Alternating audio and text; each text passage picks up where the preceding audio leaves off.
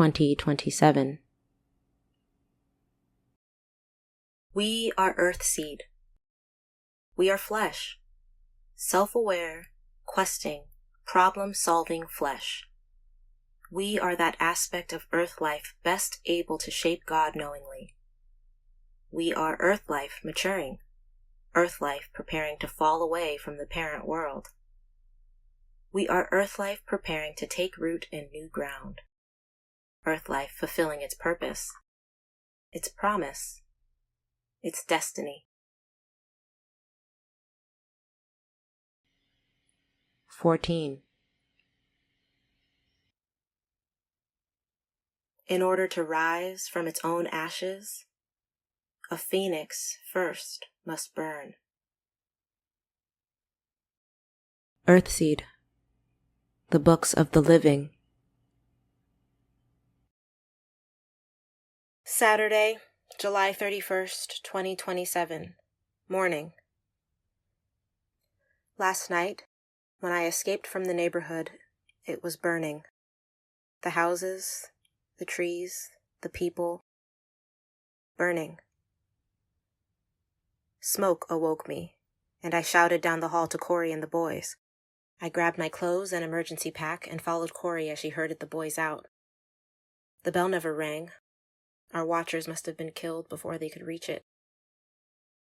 Everything was chaos. People running, screaming, shooting. The gate had been destroyed. Our attackers had driven an ancient truck through it. They must have stolen a truck just to crash it through our gate. I think they must have been pyro addicts. Bald people with painted heads, faces, and hands. Red faces, blue faces, green faces, screaming mouths, avid, crazy eyes glittering in the firelight. They shot us and shot us and shot us. I saw Natalie Moss, running, screaming, then pitching backward, her face half gone, her body still impelled forward. She fell flat on her back and did not move again. I fell with her, caught up in her death. I lay there, dazed, struggling to move, to get up. Corey and the boys running ahead of me never noticed. They ran on. I got up, felt for my pack, found it, and ran. I tried not to see what was happening around me. Hearing the gunfire and the screams didn't stop me. A dead body, Edwin Dunn, didn't stop me. I bent, snatched up his gun, and kept running. Someone screamed near me, then tackled me, pulled me down. I fired the gun in reflexive terror and took the terrible impact in my own stomach. A green face hung above mine, mouth open, eyes wide, not yet feeling all his pain. I shot him again, terrified that his pain would immobilize me when he did feel it. It seemed that he took a long time to die. When I could move again, I pushed his body off me. I got up, still holding the gun, and ran for the wrecked gate. Best to be in the darkness outside. Best to hide. I ran up Meredith Street, away from Durant Road, away from the fires and the shooting. I had lost track of Corey and the boys. I thought they would go toward the hills and not toward the center of town. Every direction was dangerous, but there was more danger where there were more people. In the night, a woman and 3 kids might look like a gift basket of food, money, and sex. North toward the hills. North through the dark streets to where the nearby hills and mountains blotted out the stars. And then what? I didn't know. I couldn't think. I had never been outside the walls when it was so dark. My only hope of staying alive was to listen, hear any movement before it got too close to me, see what I could by starlight, be as quiet as I could. I walked down the middle of the street, looking and listening and trying to avoid potholes and chunks of broken asphalt. There was little other trash. Anything that would burn, people would use as fuel. Anything that could be reused or sold had been gathered. Corey used to comment on that. Poverty, she said, had made the streets cleaner. Where was she? Where had she taken my brothers? Were they all right? Had they even gotten out of the neighborhood? I stopped. Were my brothers back there? Was Curtis? I hadn't seen him at all, though if anyone were going to survive this insanity, it would be the Talcotts. But we had no way of finding each other. Sound. Footsteps. 2 pairs of running footsteps. I stayed where I was, frozen in place. No sudden moves to draw attention to me. Had I already been seen? Could I be seen? A figure of darker darkness in an otherwise empty street? The sound was behind me. I listened and knew that it was off to one side, approaching, passing. 2 people running down a side street, indifferent to the noise they made, indifferent to woman-shaped shadows. I let out a breath and drew another through my mouth because I could get more air with less sound that way. I couldn't go back to the fires and the pain. If Corey and the boys were there, they were dead, or worse, captive. But they had been ahead of me. They must have gotten out. Corey wouldn't let them come back to look for me. There was a bright glow in the air over what had been our neighborhood. If she had gotten the boys away, all she had to do was look back to know that she didn't want to go back. Did she have her Smith & Wesson?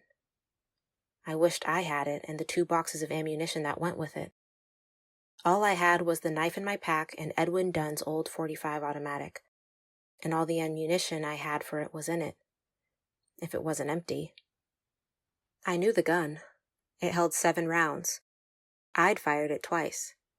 How many times had Edwin Dunn fired it before someone shot him? I didn't expect to find out until morning. I had a flashlight in my pack, but I didn't intend to use it unless I could be certain I wouldn't be making a target of myself. During the day, the sight of the bulge in my pocket would be enough to make people think twice about robbing or raping me. But during the night, the blue gun would be all but invisible even in my hand. If it were empty, I could only use it as a club. And the moment I hit someone with it, I might as well hit myself. If I lost consciousness for any reason during a fight, I would lose all my possessions, if not my life. Tonight, I had to hide. Tomorrow, I would have to try to bluff as much as possible. Most people wouldn't insist on my shooting them just to test whether or not the gun was loaded. For the street poor, unable to afford medical care, even a minor wound might be fatal. I am one of the street poor now. Not as poor as some, but homeless, alone, full of books and ignorant of reality. Unless I meet someone from the neighborhood, there's no one I can afford to trust. No one to back me up. 3 miles to the hills. I kept to the starlit back streets, listening and looking around. The gun was in my hand. I meant to keep it there. I could hear dogs barking and snarling, fighting somewhere not far away. I was in a cold sweat. I had never been more terrified in my life. Yet nothing attacked me. Nothing found me. I didn't go all the way to the hills. Instead, I found a burned-out, unwalled house a few blocks before the end of Meredith Street. Fear of dogs had made me keep an eye open for anything that might provide shelter. The house was a ruin, a plundered ruin. It wasn't safe to walk into with or without a light. It was a roofless collection of upright black bones. But it had been built up off the ground. 5 concrete steps led up to what had been the front porch. There should be a way under the house. What if other people were under it? I walked around it, listening, trying to see. Then, instead of daring to crawl under, I settled in what was left of the attached garage. A corner of it was still standing, and there was enough rubble in front of that corner to conceal me if I didn't show a light. Also, if I were surprised, I could get out of the garage faster than I could crawl out from under a house. The concrete floor could not collapse under me as the wooden floor might in what was left of the house proper. It was as good as I was going to get, and I was exhausted. I didn't know whether I could sleep, but I had to rest. Morning now. What shall I do? I did sleep a little, but I kept startling awake. Every sound woke me. The wind, rats, insects, then squirrels and birds. I don't feel rested, but I'm a little less exhausted. So what shall I do? How is it that we had never established an outside meeting place, somewhere where the family could reunite after disaster? I remember suggesting to Dad that we do that, but he had never done anything about it, and I hadn't pushed the idea as I should have. Poor God-shaping, lack of forethought.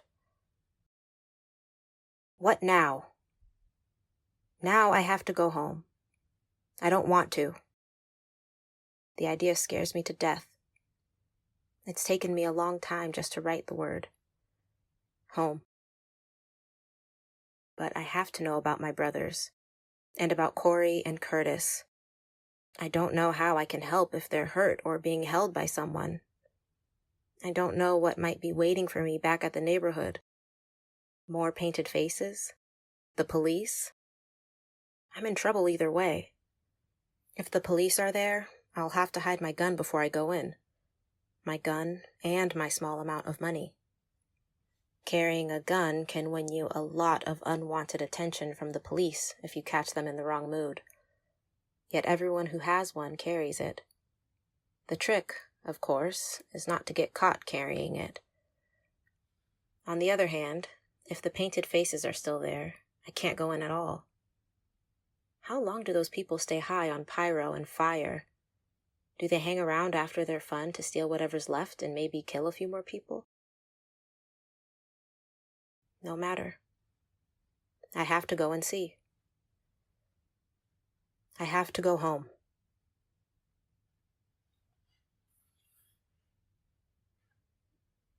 Saturday, July 31st, 2027. Evening. I have to write. I don't know what else to do. The others are asleep now, but it isn't dark. I'm on watch because I couldn't sleep if I tried. I'm jittery and crazed. I can't cry. I want to get up and just run and run. Run away from everything. But there isn't any away. I have to write. There's nothing familiar left to me but the writing. God is change. I hate God. I have to write.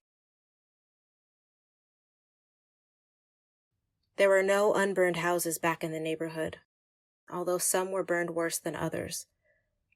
I don't know whether police or firefighters ever came. If they had come, they were gone when I got there. The neighborhood was wide open and crawling with scavengers. I stood at the gate, staring in as strangers picked among the black bones of our homes.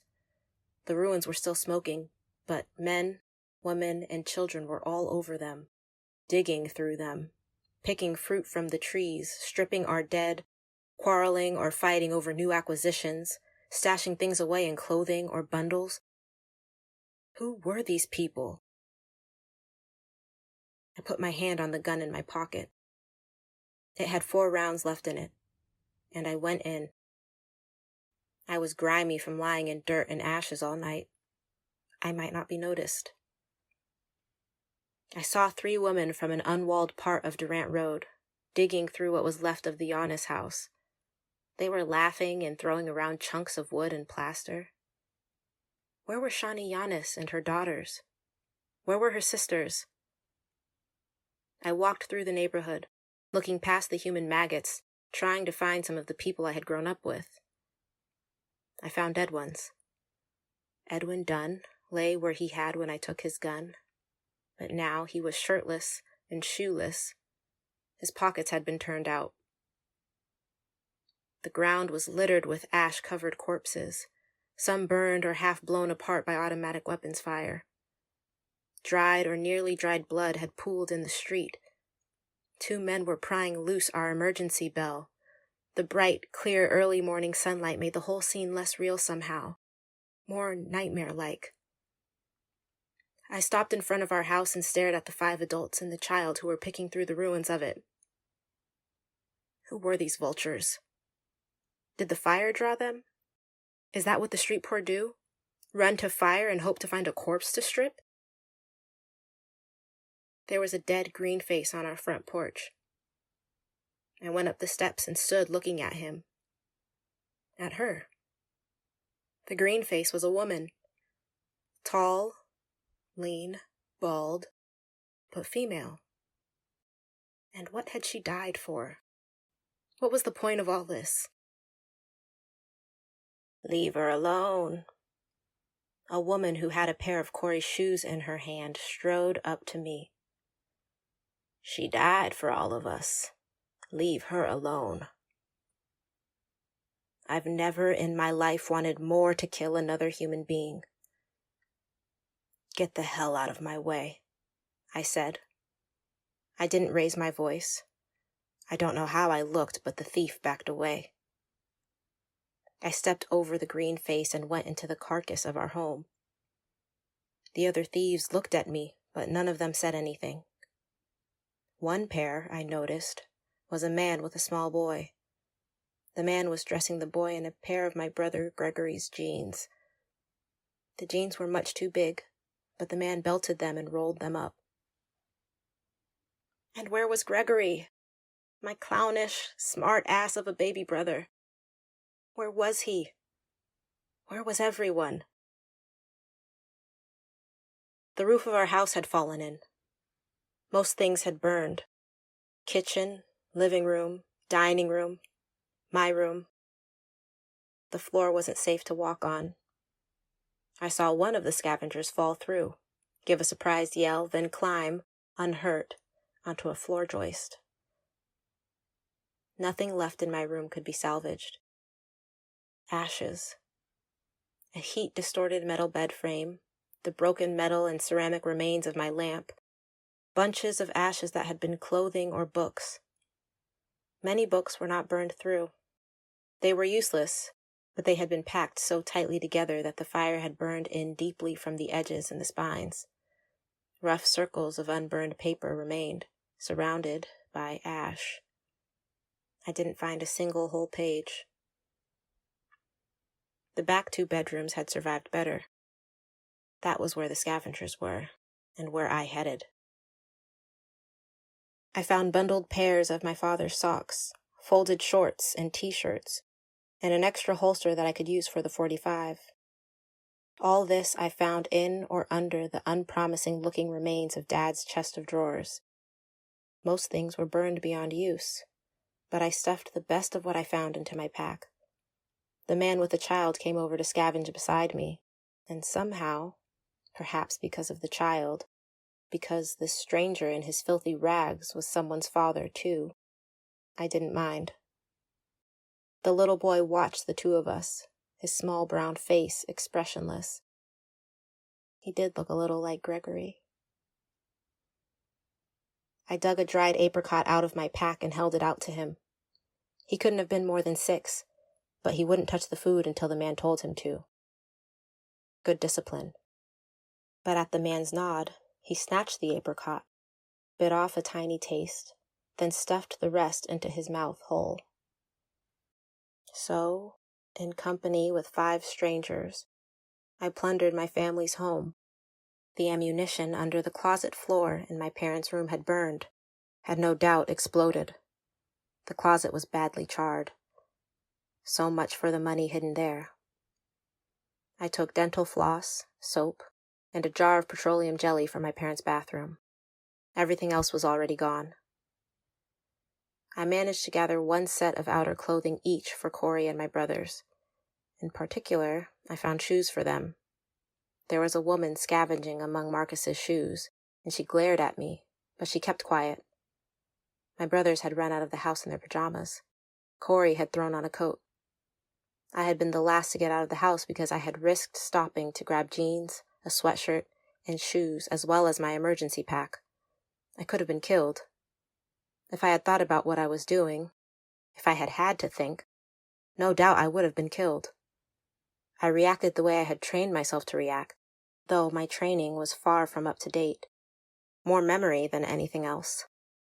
I hadn't practiced late at night for ages. yet my self-administered training had worked. Now, if I could get these clothes to Corey and my brothers, I might be able to make up for their lack of training, especially if I could get the money under the rocks by the lemon tree. I put clothes and shoes into a salvaged pillowcase, looked around for blankets, and couldn't find a one. They must have been grabbed early. All the more reason to get the lemon tree money. I went out to the peach tree and, being tall, managed to reach a couple of nearly ripe peaches that other scavengers had missed.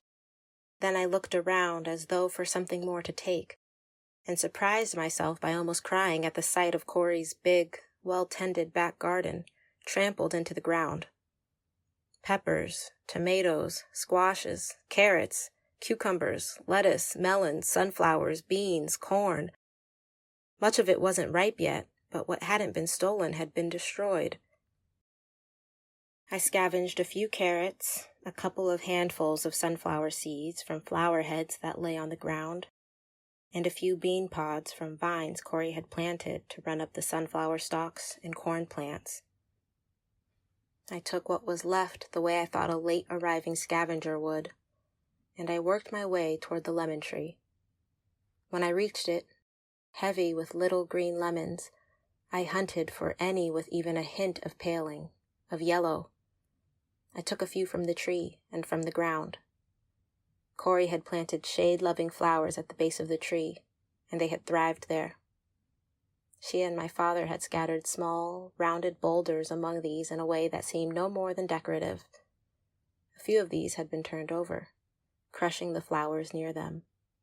In fact, the rock with the money under it had been turned over, but the 2 or 3 inches of dirt over the money packet, triple wrapped and heat sealed in plastic, was undisturbed.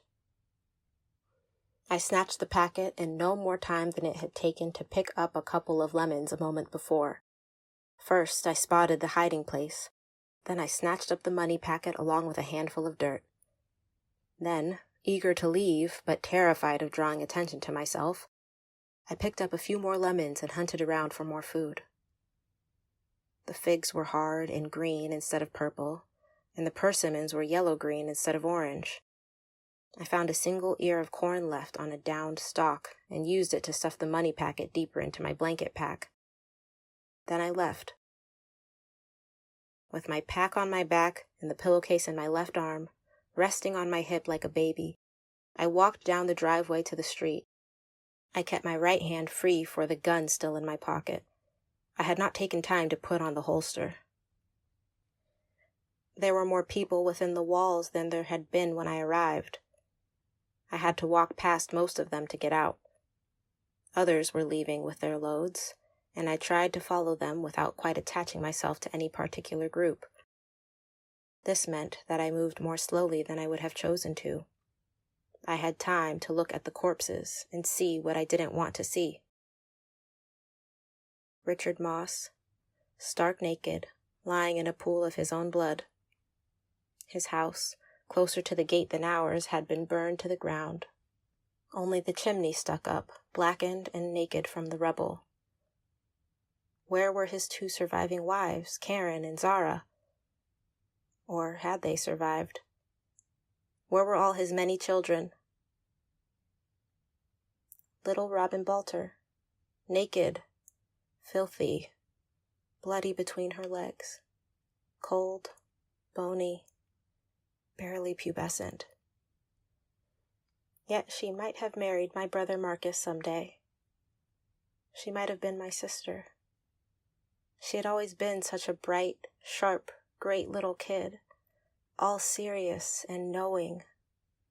12 going on 35, Corey used to say. She always smiled when she said it. Russell Dory, Robin's grandfather. Only his shoes had been taken. His body had been almost torn apart by automatic weapons fire. An old man and a child. What had the painted faces gotten for all their killing? She died for us, the scavenger woman had said of the green face. Some kind of insane burn the rich movement, Keith had said. We've never been rich, but to the desperate, we looked rich. We were surviving, and we had our wall. Did our community die so that addicts could make a help the poor political statement? There were other corpses. I didn't get a close look at most of them. They littered the front yards, the street, and the island. There was no sign of our emergency bell now. The men who had wanted it had carried it away, perhaps to be sold for its metal. I saw Layla Yanis, Shani's oldest daughter. Like Robin, she had been raped. I saw Michael Talcott, one side of his head smashed in. I didn't look around for Curtis. I was terrified that I might see him lying nearby. I was almost out of control as it was, and I couldn't draw attention to myself. I couldn't be anything more than another scavenger hauling away treasure. Bodies passed under my eyes. Jeremy Balter, one of Robin's brothers, Philip Moss, George Sue, his wife and his oldest son, Juana Montoya, Ruben Quintanilla, Lydia Cruz. Lydia was only 8 years old. She had been raped too. I made it back through the gate. I didn't break down. I hadn't seen Corey or my brothers in the carnage. That didn't mean they weren't there, but I hadn't seen them. They might be alive. Curtis might be alive. Where could I look for them? The Talcotts had relatives living in Robledo, but I didn't know where. Somewhere on the other side of River Street. I couldn't look for them, though Curtis might have gone to them. Why hadn't anyone else stayed to salvage what they could? I circled the neighborhood, keeping the wall in sight, then made a greater circle. I saw no one, or at least no one I knew. I saw other street poor who stared at me. Then, because I didn't know what else to do, I headed back toward my burned-out garage on Meredith Street. I couldn't call the police. All the phones I knew of were slag. No strangers would let me use their phone if they had phones, and I didn't know anyone whom I could pay to call and trust to make the call. Most people would avoid me or be tempted to keep my money and never call. And anyway, if the police have ignored what's been done to my neighborhood so far, if such a fire and so many corpses can be ignored, why should I go to them? What would they do? Arrest me? Take my cash as their fee? I wouldn't be surprised. Best to stay clear of them. But where was my family? Someone called my name. I turned around, my hand in my pocket, and saw Zara Moss and Harry Balter, Richard Moss's youngest wife and Robin Balter's oldest brother. They were an unlikely pair, but they were definitely together. They managed, without touching each other, to give the appearance of all but clinging together. Both were blood-splattered and ragged. I looked at Harry's battered, swollen face and remembered that Joanne had loved him, or thought she had, and that he wouldn't marry her and go with her to Olivar because he believed what Dad believed about Olivar. "Are you all right?" he asked me. I nodded, remembering Robin. Did he know? Russell Dory, Robin, and Jeremy. "They beat you up?" I asked, feeling stupid and awkward. I didn't want to tell him his grandfather, brother, and sister were dead. "I had to fight my way out last night. I was lucky they didn't shoot me." He swayed, looked around. "Let's sit on the curb." Both Zara and I looked around, made sure no one else was nearby. We sat with Harry between us. I sat on my pillowcase of clothing. Zara and Harry were fully dressed, in spite of their coating of blood and dirt, but they carried nothing. Did they have nothing, or had they left their things somewhere, perhaps with whatever was left of their families? And where was Zara's little girl, Bibi? Did she know that Richard Moss was dead? Everyone's dead, Zara whispered as though speaking into my thoughts. Everyone. Those painted bastards killed them all. No, Harry shook his head. We got out. There'll be some others. He sat with his face in his hands, and I wondered whether he was more hurt than I thought. I wasn't sharing any serious pain with him. Have either of you seen my brothers, or Corey? I asked. Dead, Zara whispered. Like my BB. All dead. I jumped. No, not all of them. No, did you see them? I saw most of the Montoya family, Harry said. He wasn't talking to me as much as musing aloud. We saw them last night. They said Juana was dead. The rest of them were going to walk to Glendale where their relatives live. But, I began, and I saw Letitia Sue. She had been stabbed 40 or 50 times. But did you see my brothers? I had to ask. They're all dead, I told you, Zara said. They got out, but the paints caught them and dragged them back and killed them. I saw. One of them had me down, and I saw. She was being raped when she saw my family dragged back and killed? Was that what she meant? Was it true? I went back this morning, I said. I didn't see their bodies. Didn't see any of them. Oh no. Oh no. Oh no. I saw. Your mother. All of them. I saw. Zara hugged herself. I didn't want to see, but I saw. We all sat without talking. I don't know how long we sat there. Now and then someone walked past us and looked at us. Some dirty, ragged person with bundles. Cleaner people in little bunches rode past us on bikes. A group of 3 rode past on motorcycles, their electric hum and whine strange in the quiet street. When I got up, the other 2 looked at me. For no reason except habit, I picked up my pillowcase. I don't know what I meant to do with the things in it. It had occurred to me, though, that I should get back to my garage before someone else settled there. I wasn't thinking very well. It was as though that garage was home now, and all I wanted in the world was to be there. Harry got up and almost fell down again. He bent and threw up into the gutter. The sight of his throwing up grabbed at me, and I only just managed to look away in time to avoid joining him. He finished, spat, turned to face Zara and me, and coughed. I feel like hell, he said.